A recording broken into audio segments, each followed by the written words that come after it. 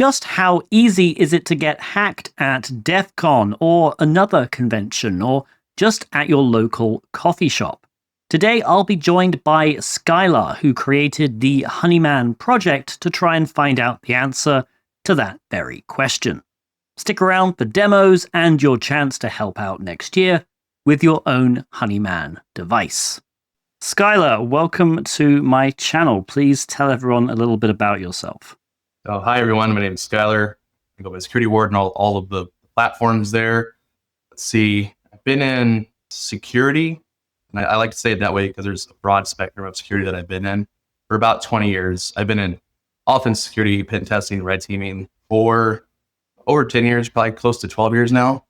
Done a full gamut of things in that space, and nowadays I do mostly team leadership stuff, but yeah. Awesome. And one of our mutual friends introduced us. He basically hit me up on Discord and said, my friend has this really interesting project that I think you would like to hear about. It's called the Honeyman Project. Can you give us a little brief about what it is, what it does? Yeah, so I've been in the industry for a while, and this year was the first time I went to Defcon. And there's a lot of reasons for that. Mostly I was going to other things or I was busy. But one of the classic tropes of Defcon is you're going to get hacked if you go, right? Yeah. Take a burner phone, don't take your true device, turn off all your things. You don't talk to anybody because they're all criminals and nation state threat actors and all that kind of stuff. So I thought it'd be cool to see how quickly I could get hacked and how fast and to what degree. And so to that end, I've been playing in the honeypot space and deception space a lot the last couple of years. So I decided to make a mobile threat intelligence platform using a lot of honeypot open source stacks out there like Open Canary, and then some custom stuff to try and detect along common protocols that we would see like hackers use at something like Defcon. So BLE, Wi-Fi, run a full network Open Canary stack on it, plug in USBs that I find, try and find OMG cables and plug those in. Basically anything that I had time to do. And I had a long list of stuff. Oh, let me take some Pi cameras and scan QR codes that interact with forums. Let me connect to all the open Wi-Fi networks. that was the idea. Plug in all the things, see what happens, make it so the infrastructure is burnable. And then as it's happening, I want to push results to a dashboard in real time so anybody on the internet can see it. And this is like a little device, right? It's like running on a Raspberry Pi. It's a little Raspberry Pi, a couple dongles on it. It's real simple, big battery pack to make sure that we can get through the day. Yeah. That's awesome. And so you were just wandering around Defcon. Obviously, this was connecting to any Wi-Fi. It was connecting to Bluetooth, it saw. But then you were also, if you found a USB stick anywhere, you would just plug it right in. And I actually would ask people if they find any USB sticks to bring them to me as well, which ended up being more effective in terms of getting at least rickrolled, right? So yeah, that definitely worked. So this dashboard, I think you're going to do a demo of it, right? Yeah, we can go ahead and we can go through the dashboard, and I can show you what we're doing here. And then what I've got is I've also got a little USB SanDisk that I've got a Windows RAT on. We can go ahead and plug it in and basically watch the dashboard update if you want to. Yeah, that sounds great. So real quick, we're using kind of a custom severity model here. And it's looking at how often is that attack exploited, what is the protocol, and what is the initial damage from it. It's not perfect, right? This is me, and this is probably the other point I should call out. I decided to pull this together 10 days before Defcon in the middle of other things.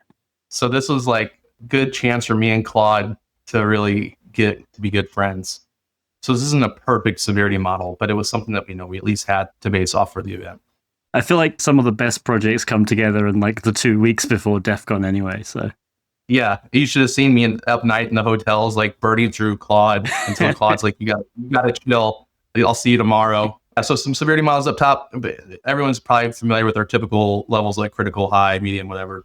And then threat velocity, the idea here is how many things are we detecting per hour, and then how many unique sources is it coming from. Typical graph to show the amount of events at what severity. So you can see that we have spikes in our critical severity as compared to like low. That is, I would say, an artifact of just how the ratings are being done right now. Realistically, it's probably the opposite. One of the things that I had a huge noise issue was evil twin detections on Wi-Fi. And basically all the open networks that you would detect in Vegas were triggering off as an evil twin. And so we had a staggering amount of evil twin alerts that were coming in.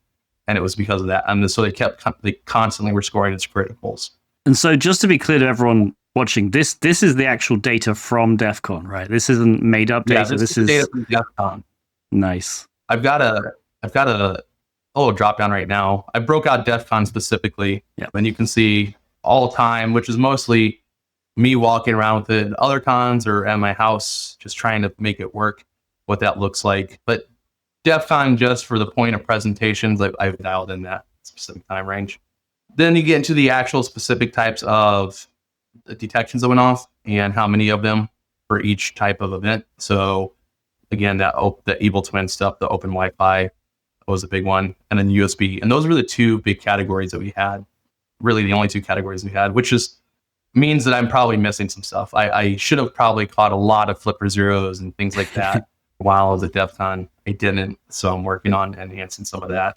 What would it rate as a critical attack for Wi-Fi? It's doing it for the evil twin. Okay. And the way it's seeing evil twin is just multiple APs with the same SSID. And it's something I fixed since then, but during Defcon, I didn't get a chance to tune it as much as I wanted to. For USBs though, what it's going to count as critical is inhuman IO speeds. So if someone's got an auto run on there, if you got a classic Ducky, that when they plug it in, it's going to try and pop open PowerShell and run a bunch of stuff. It'll trigger that. It'll also, since then, I've added in some common hashes, some double extension file types, things along those lines will also trigger. And then one of the things I'm excited about is that I've actually got the JSON breakdown of what the detection is that's being sent out to the dashboard. So you get to see what exactly that looks like. It's got the timestamp, the source, honeypot ID, because right now we've just got one, but I'm hoping to federate this and have many of them out there. So you'd be able to see which ones they come in under. Awesome. And then at the bottom there, at the very bottom, you can go ahead and you could generate a report, export the JSON, CSV, or an Excel spreadsheet that will have all of the data that's currently in the database of detections. Yeah. And it'll be that same breakout that you have here. Nice. Do you remember roughly how many USB devices you found or were handed? So I only found a couple, less than 5, which is a shockingly low amount. I plugged in every single one that I found. Now, partly the issue there is that I was volunteering at a village, and so I wasn't able to scour Vegas for USBs as much as I wanted to. But I did start trying to capture stuff as soon as I got off the airplane. I stopped in the terminal, turned it all on, and was hunting for charging stations, things like that. I didn't really find much. I was a little disappointed with it. Yeah. It's interesting though, because I'm sure there's more out there, especially if I was to go to Packet Capture Village and plug into the tap that they have there. Yeah. I'm sure I would light up with all sorts of stuff. I didn't do any of that for this. That's still a really cool, especially for a first time Defcon project. It's really cool, really imaginative as well. And the dashboard's awesome. Yeah, thanks. So you want to go ahead and see, we'll plug in that rat there, do on cam so you guys can see it. Can you see me all right? It's just the typical USB being plugged in. It's probably going to take it a minute, but I can go ahead and kind of explain what I'd like to do with this if you want while we're waiting for that to update. And let me go ahead and that's 24 hours so we can see that number change on us. And we'll watch this and see if this comes in again. So the plans for the future, what I'd like to do is I got to do an overhaul in the architecture. Right now, it's like I said, single device, it's pushing out to a VPS dashboard. There's a lot of architectural changes I need to make so that I can support more Honeyman devices, more of the Raspberry Pis.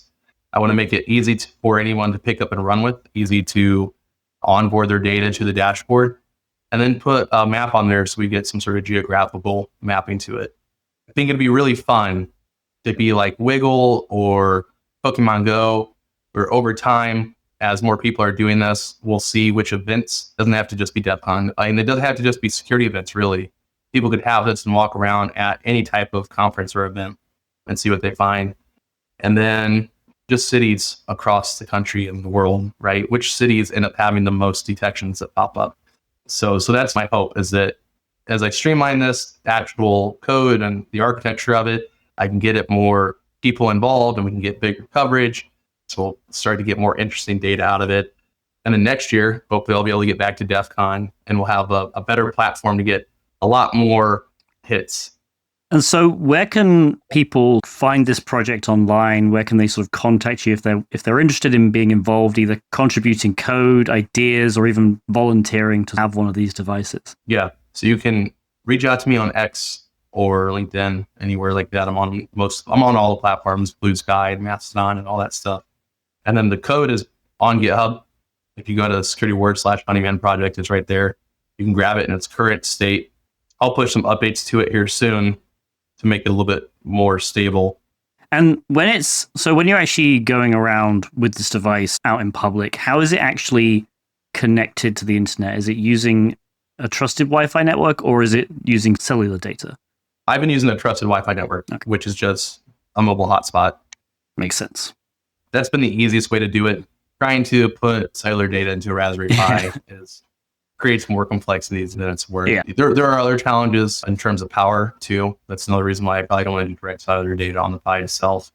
You need a pretty big power supply. You need to provide, so a Raspberry Pi 5 wants to be able to pull up to 20 watts of energy. And so you have to have a pretty large battery pack to do that. And if you don't, because you are running pretty high utilization of all the Pi's resources to maintain all of this, it'll start to want to go into sleep and all that kind of stuff. Is the dashboard updating? It should be. Let's see here. Let's refresh and see if it. I think it grabbed these two. The timestamp looks right, and it might still be scanning to come up with this, but it should come back with the same malware here, which is a known rat. So at this point, the demo bug hit us, and the software didn't properly identify the known Trojan.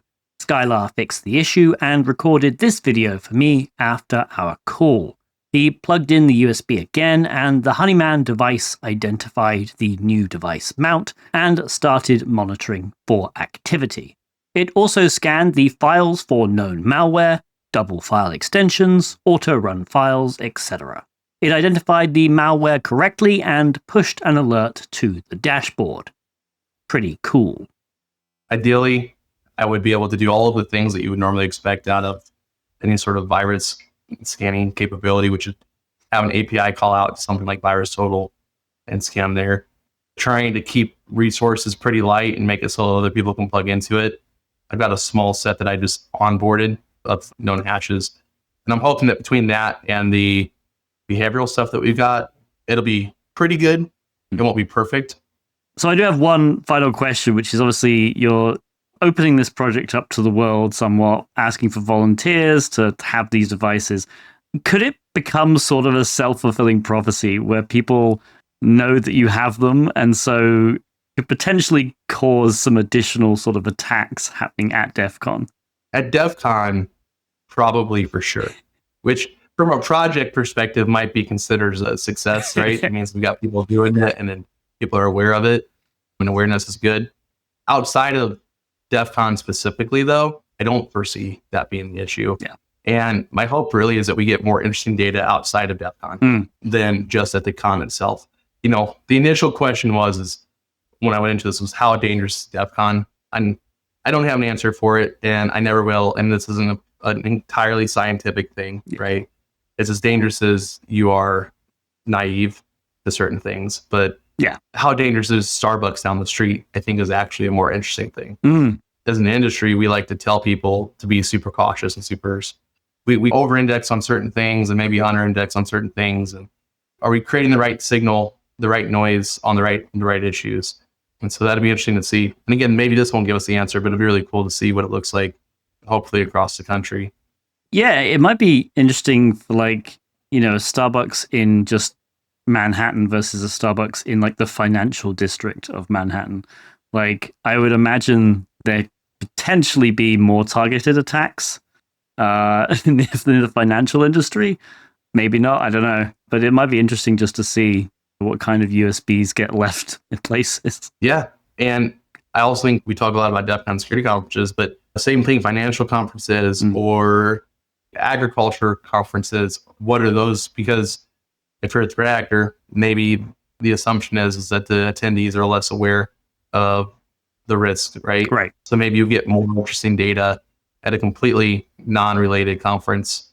Yeah, true.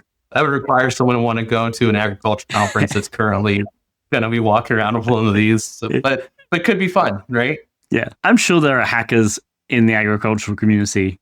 There hackers like have, I think, are just so spread out across every single community. They come from different walks of life. There's probably a fair few with farming in their background. I'm sure there are.